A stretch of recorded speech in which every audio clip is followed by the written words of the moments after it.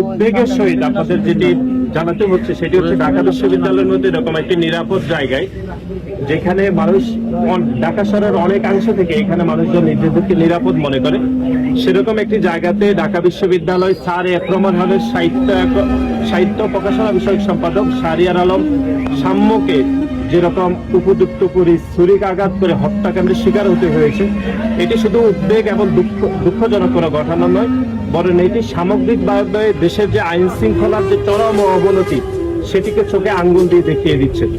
এই ঘটনা এটি শুধু এই প্রথম নয়। আমরা ঢাকা বিশ্ববিদ্যালয়ে এর আগে আপনি দেখেছেন একই সালে এরকম তোফাজ্জলকে পিটিয়ে হত্যা করেছে। এর আগে আপনি দেখেছেন যে আমাদের বেসরকারি বিশ্ববিদ্যালয়ের একজন একনিষ্ঠ কর্মী পারভেজ ঠিক একই কাজে ছুরিকাঘাত করে হত্যা করা হয়েছে। সুতরাং আপনি দেখবেন যে ছাত্র দলের যে পারভেজ যে হত্যাকাণ্ড এবং ঢাকা বিশ্ববিদ্যালয়ের আজকের যে হত্যাকাণ্ড শাহরিয়ার আলম সাম্য, দুইটি হত্যাকাণ্ড কিন্তু মোটিভ খুবই একই, যে ছুরিকাঘাত করে তাদেরকে হত্যা করা হয়েছে। সুতরাং এটি পরিকল্পিত হত্যাকাণ্ড কিনা এটি আমরা আইন শৃঙ্খলা বাহিনীর কাছে আমরা জোর দাবি জানাচ্ছি যে এটি পরিকল্পিত হত্যাকাণ্ড কিনা সেটি খতিয়ে দেখার জন্য। এবং বাংলাদেশ জাতীয়তাবাদী ছাত্রদল যে একটি গণতান্ত্রিক আন্দোলনের মধ্যে রয়েছে, সেটি গত 15.5 বছর থেকে শুরু করে এখনো এই গণ অভ্যুত্থান পরবর্তী সময় সে আন্দোলনকে বাধাগ্রস্ত করতে কোন শ্রেণী হয়তো বাংলাদেশ জাতীয়তাবাদী ছাত্রদলকে টার্গেট করতে পারে, সেই টার্গেটের অংশ হিসাবে এরকম হত্যাকাণ্ড হচ্ছে। আমরা বেসরকারি বিশ্ববিদ্যালয় ছাত্রদলের একনিষ্ঠ কর্মী পারভেজকেও একইভাবে আমরা দেখেছি হত্যাকাণ্ডের শিকার হতে হয়েছে। আজকে ঢাকা বিশ্ববিদ্যালয় স্যার এফ রহমান হলের সাহিত্য এবং প্রকাশনা বিষয়ক সম্পাদক শাহরিয়ার আলম সাম্যকেও ঠিক একইভাবে কুপিয়ে এবং ছুরিকাঘাত করে তাদেরকে হত্যা করা হয়েছে। সুতরাং দুইটি হত্যাকাণ্ডের মোটিভ খুবই কাছাকাছি। আমরা মনে করছি এটি এক ধরনের পরিকল্পিত হত্যাকাণ্ড হতে পারে।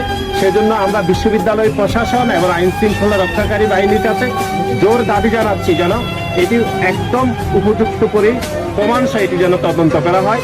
এবং এই হত্যাকাণ্ডের প্রতিবাদে আগামীকাল 11:30টায় ঢাকা বিশ্ববিদ্যালয়ের রাজু ভাস্কর্যের সম্মুখে আমরা বিক্ষোভ মিছিল এবং সমাবেশ করব।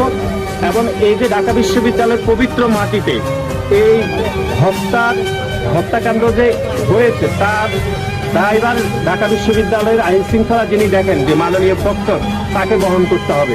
এবং সেজন্য মাননীয় প্রক্টরের পদত্যাগ এবং বিশ্ববিদ্যালয়ের সর্বোচ্চ অভিভাবক হিসাবে ঢাকা বিশ্ববিদ্যালয়ের মাননীয় প্রক্টর কোনোভাবে এই দায়িত্ব এড়িয়ে যেতে পারেন না।